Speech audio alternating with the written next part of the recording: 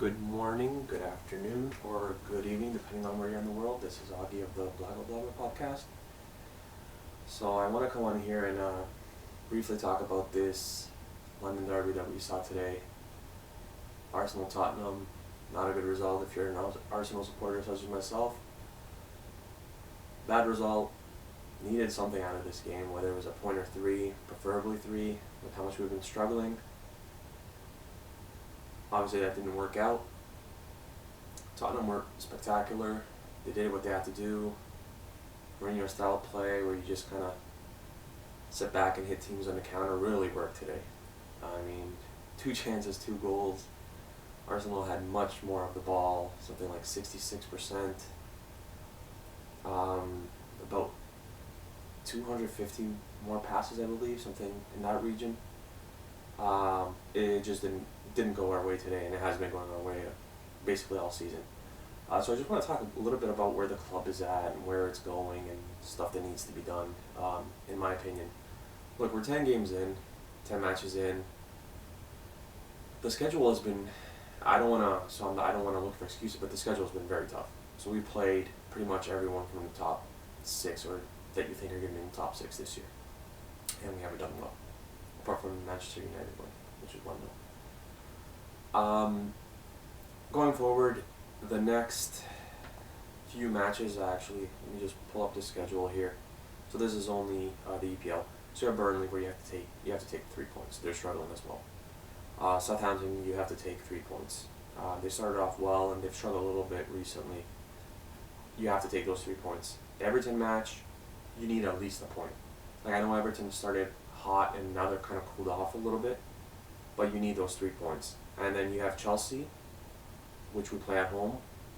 Look, they're in good form, but they also, I guess Champions League won't matter that much because we're finished with that, I believe, until February. So they're gonna be rested, and that's Boxing Day. That's the 26th.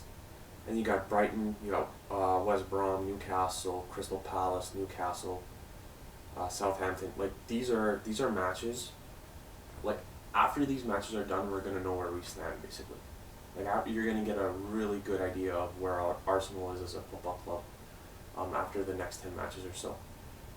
Because out of those, let's say it's the next 10 matches, you're gonna need something like 23 points. Like you're gonna need, out of a possible 30, you're gonna need like 23 just to keep pace with the other guys because the other guys are slowing down. You know what I mean? So the only thing that we can kind of hope happens is all these teams that are left in the Champions League that they kind of use a combined roster where they kind of, well actually not a combined roster, but where they use a deeper roster because of whatever happens in Champions League and if they go on to the quarterfinals, semifinal, finals, whatever, etc. That's basically it because the teams in the top 4 haven't really showed any sign of slowing down and we haven't shown any signs of speeding up. I had no issue with today's lineup. Nothing. People complain about Holden not being good enough, and he's not. But I expected him to start. The defense didn't really have... So they didn't have too much to do today, but when they did, they failed. Like Tottenham came out and scored 2 goals whenever they had a chance. The middle of the pitch, Thomas Partey, I see people saying that they didn't want Thomas to start because of the injury and whatnot. Okay, and I get it. But there's also people who were pushing for him to start.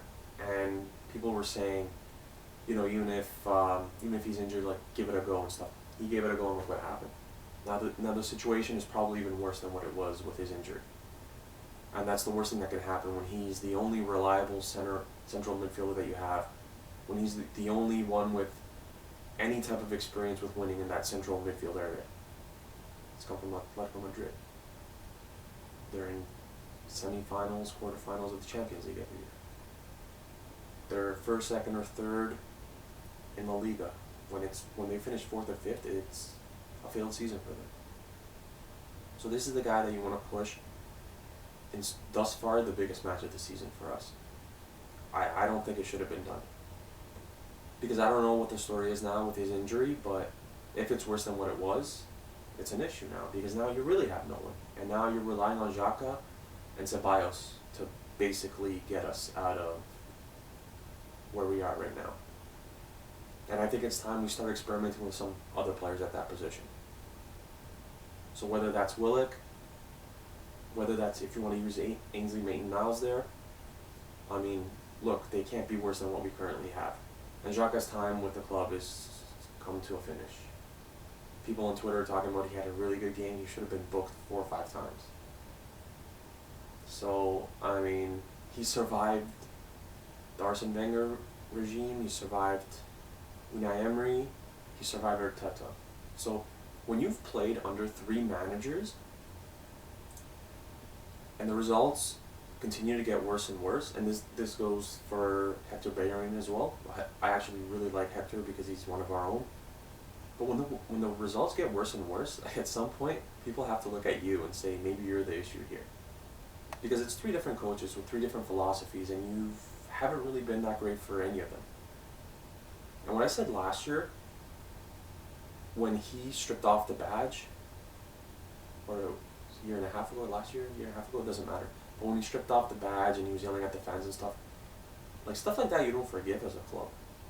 You can't forgive for something like that. These people pay big money to come and watch him play, and he's walking off the pitch as if the club was up. So you can't forgive for stuff like that. I'm surprised. Like what Guendouzi did, I honestly still don't even know why he's being kept out of the lineup and why we left him alone. If it's because of what happened at the Brighton game, something like that sticking up for your teammate 10 to 20 years ago would have been praised. And he would have been the first name on the team sheet. Now you do something like that, and you're relegated to first training alone, then I believe he played with the U23s, and then now he's on loan at Hertha Berlin where he starts every match. So I don't know what it is, but he's 21. Give the kid a chance. Everyone makes mistakes. If he was 27, 28 and did this, then I'd understand. But he doesn't have a track record of doing stuff like that. So I don't get what the issue is. What Xhaka did was just as bad.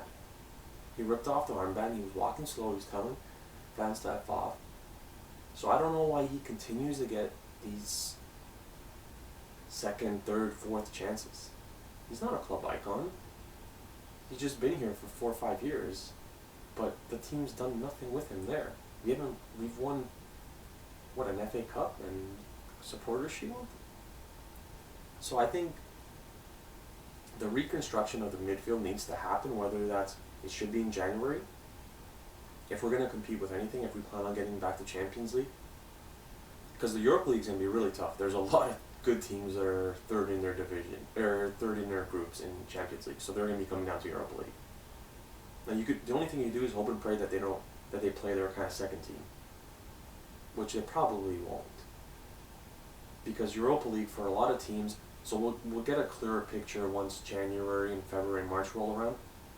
But winning the Europa League might be the only escape for some teams to get back to Champions League, depending on where they are in the domestic league, obviously. So if a team is 8 in their domestic league, they're obviously going to put all their eggs in the Europa League basket, hoping that they could win there and get back to Champions League, which is kind of what Sevilla did last year. So reconstruction needs to happen ASAP. I released actually on my YouTube video after the match just a brief little recap. I would bring back Guendouzi from his loan, bygones be bygones, and match him up with Partey in the midfield whenever he's back. And depending on how long he's out, obviously. But let's say he's out until mid-January, late January. Let's just say I haven't read anything online, severity or anything like that. So let's say he comes back mid-January. So you bring back Guendouzi in January. You let him play a few games with whoever it is, Ceballos, Xhaka, Willick. I'd even tried in that position, just to kind of get caught up to speed again. And then you put Guendouzi and Partey in the midfield there, and you go with that. Look, the creativity.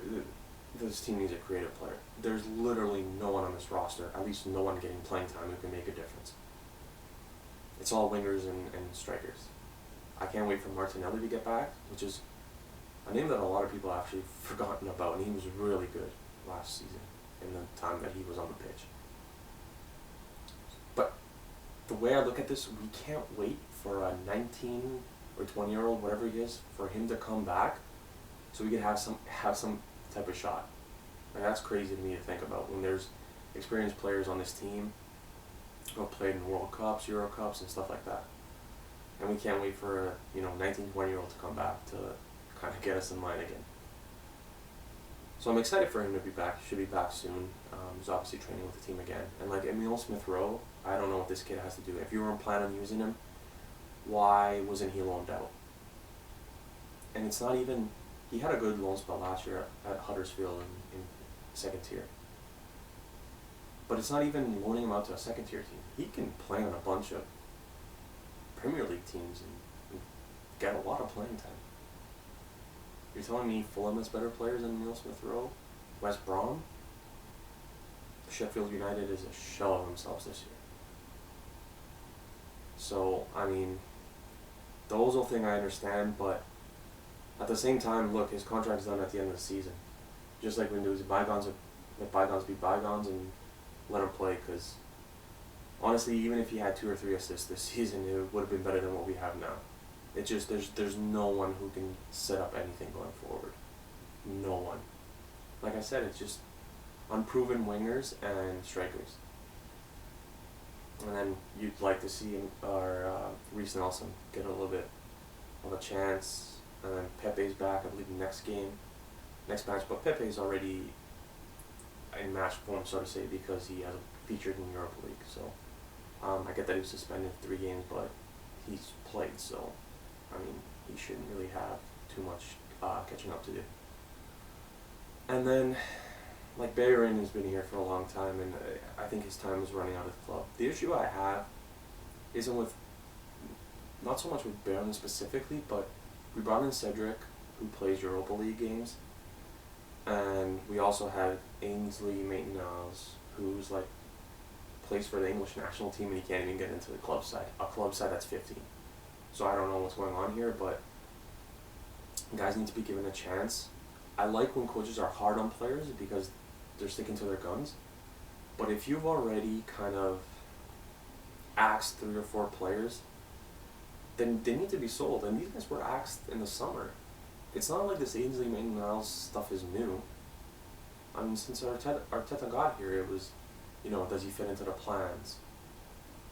Like Guendouzi, he obviously loaned out. I thought Emile Smith-Rowe was going to come back from loan and play a lot. He hasn't. Like Balogun is, I don't think he's any worse than Nketiah.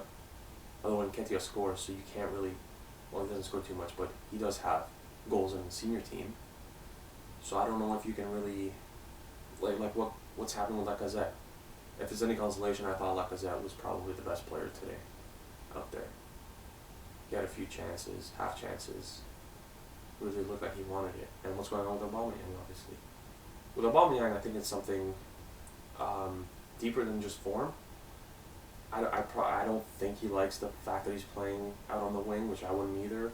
My bread and butter is scoring goals, and you're letting me play left wing. Doesn't make any sense. Especially doesn't make sense when you have strikers who can't score up top. It makes no sense.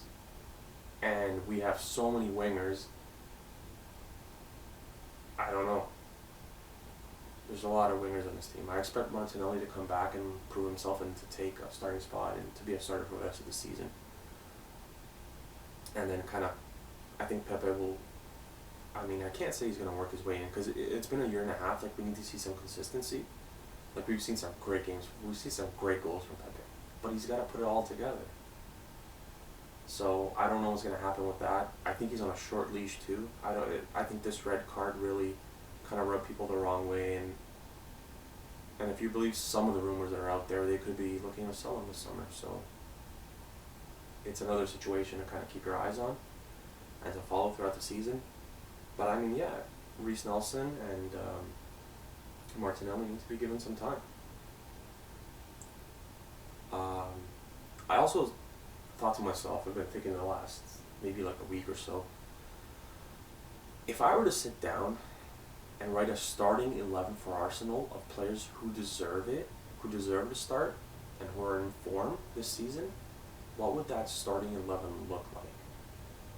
there's maybe 3 names that you can jot down in that starting 11 who are starters for sure every week. And that's Leno because he has no competition at the goalkeeping position. And he's had a little bit of a rough patch this year as well. So it's Leno, it's Gabriel, Tierney, a healthy Thomas Partey, but I think it's tough to say Partey because he's played in 2-3 matches. And I still want to say Aubameyang, even though he hasn't scored a lot this year, because he hasn't even played striker this year, to tell you the truth. And that's it. That's like 3-4 names. And all the rest is kind of, let's see what Arteta surprises us with this week. And to tell you the truth, I think it was kind of like that with Unai Emery. And I think it probably was like that before Arsene left. Like, I think with Unai Emery, like, what I loved about him, he tried to fight fire with fire. Like, he would go on a Man City match just fielding, like, an ultra-attacking team and just hoping he could outscore Manchester City. And that would never happen. It actually never happened against any top 6 team. But sometimes that's how you gotta do it. I think if you're a coach that's not really known for, like, his defensive work, then that's kind of tough to do. Like, if Mourinho did that, you'd be all for it because he's used to that. But when you're an offensive coach and then you field a defensive lineup, that's really not going to work. And your team's not used to that either because you're used to playing, attacking football, scoring goals, making it look pretty and all that stuff. So it's a very, very interesting, I guess, point that we're at in the season. I'm not panicking. It's just unfortunate that they lost the match today the way that they did. I think Tottenham had control of the match the entire game, because even though it was only 2-0, like, we didn't look like we were scoring anytime soon. Like, if we played for 3 days, we wouldn't have scored. I didn't think Ceballos was that bad. I see him catching a lot of flack on Twitter. I didn't think he was that bad. I think he put in a lot of good balls.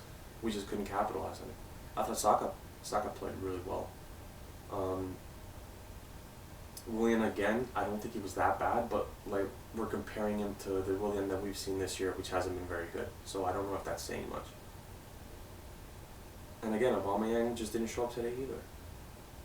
And I believe someone asked a question about Aubameyang on Twitter, and I said, look, if you have to sit him for the next game at least, I would do it. Just to, and I know he's been sitting out Europa League matches, but it's kind of, we're through, so there's no need to put him up there, and I get that, and a lot of teams do that.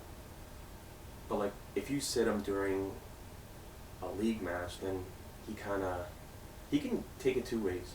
He can take it as disrespect, or he can look at himself and say, listen, I really deserve this because I haven't performed well, and he hasn't performed well. He's our captain. I love Aubameyang. As soon as he came from Borussia Dortmund, I was like, man, we got a good one here. So I don't know, and I think the formation is kind of out of whack too. Not out of whack, but we try to go with a lot of different formations the last 4 or 5 matches. Like, there's 4-4-2, then there's 4-3-3, and there's 3-4-3, and it's kind of all over the place. I don't know if the players even know what to expect anymore. And I'm not sticking up for the players or anything. I'm just saying, like, on a game-to-game basis, you don't really know what to expect with the formation. Which, when you're losing, I get it. You kind of have to search around for the answers, and that's what Arteta is trying to do.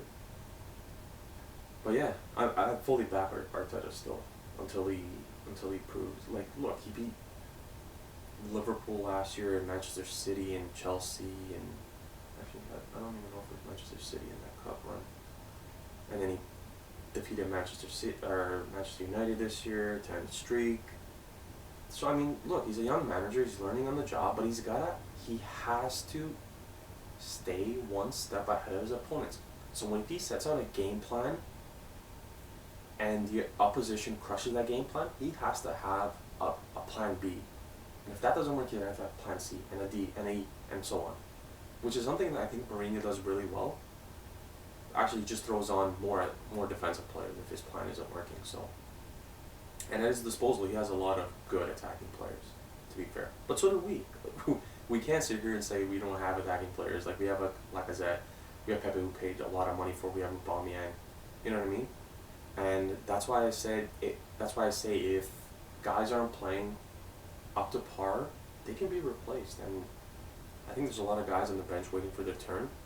I'm eager to see what this clean out looks like in January and if it's going to happen. I usually don't believe everything I read in the press, but this one I actually believe because Arteta's been here for a year now, and you kind of, within probably 6 months, you know what you're going to get from every guy. You probably know what you're going to get from every guy the first month, to tell you the truth. So this clean out is going to be interesting. So I think it's going to be guys like Kolasinac and Socrates and David Luiz, I think, already has a contract until the end of the summer. Like what happens with Callum Chambers and Holding, because remember, Holding was pretty much on his way to Newcastle on loan, so it's going to be interesting to see how that works out. It's going to be also interesting to see what he does with some of the younger players. Is he going to loan out maybe a Reece Nelson if he can't get the playing time? So I don't know. Lacazette, does he stay on the team? Although that's more than likely going to happen in the summer if he's sold or whatnot. Like Balogun, is he going to get a chance to play? I'm telling you, he's not anything worse than what we have now. We just can't score goals.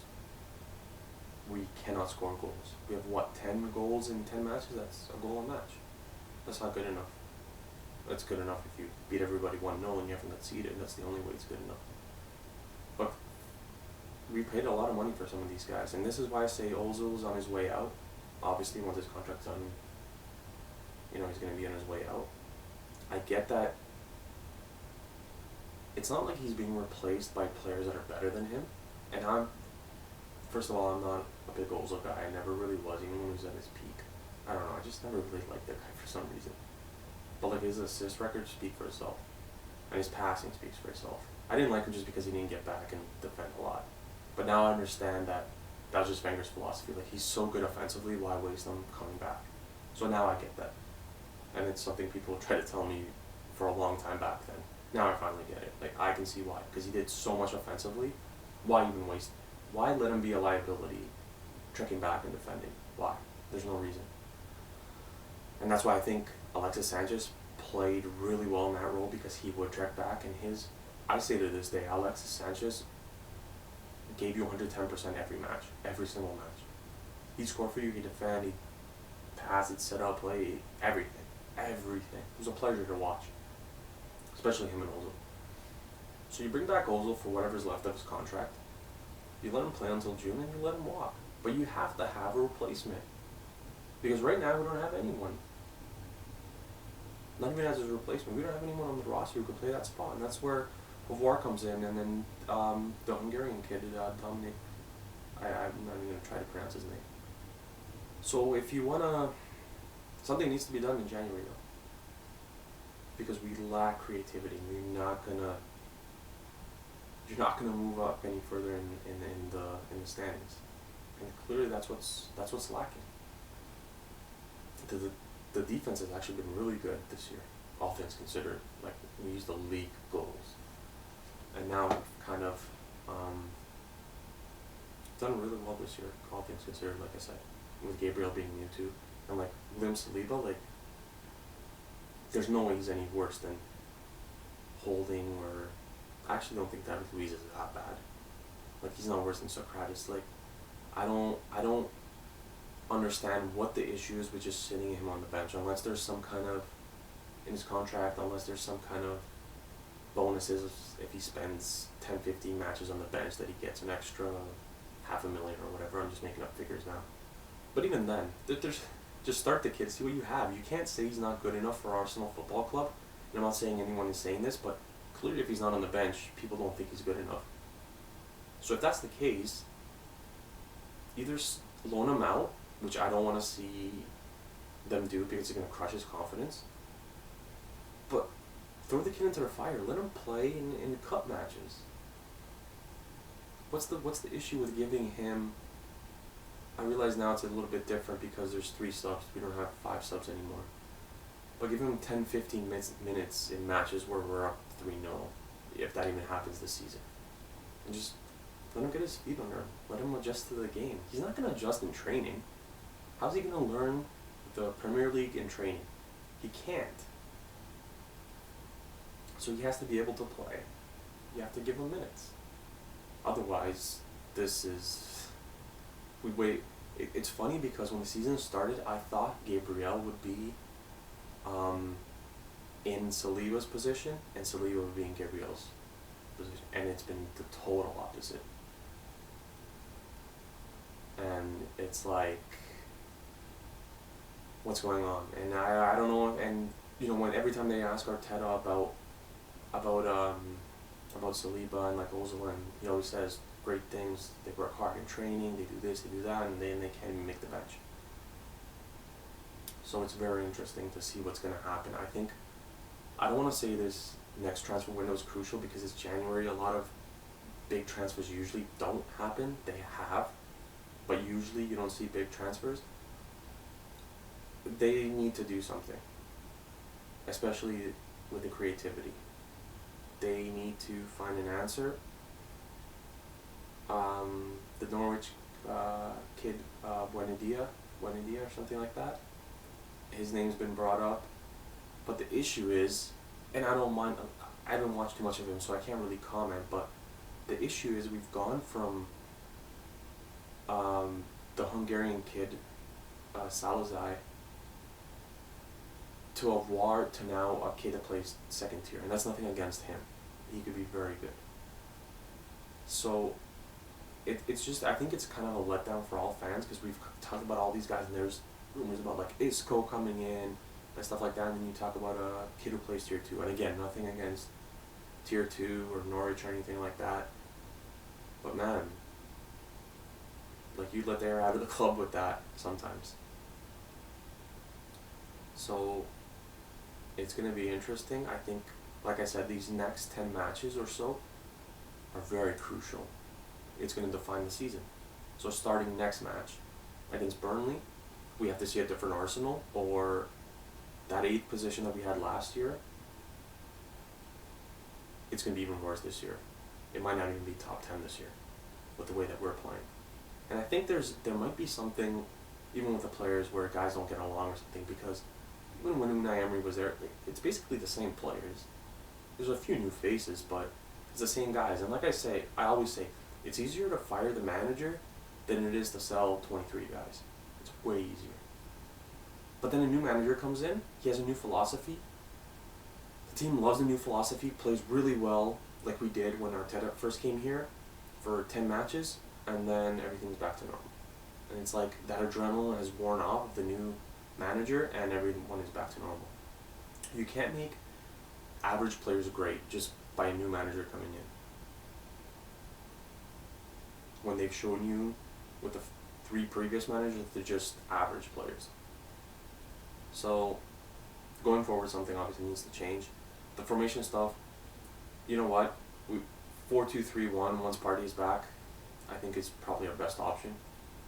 We've run it for so many years, even with Wenger, and Wenger was, 4-3-3 was also one of his choices. So 4-2-3-1 or 4-3-3.